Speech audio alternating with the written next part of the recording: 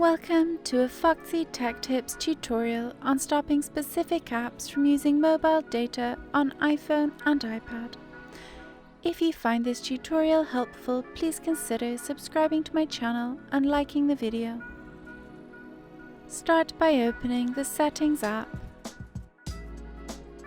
In Settings, select Mobile Data. If you scroll down on the mobile data page, you will see a list of all apps that use mobile data and how much they have used in this period.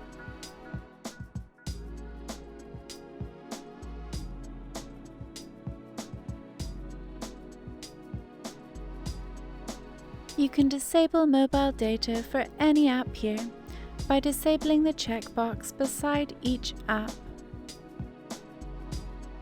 And that draws an end to this tutorial.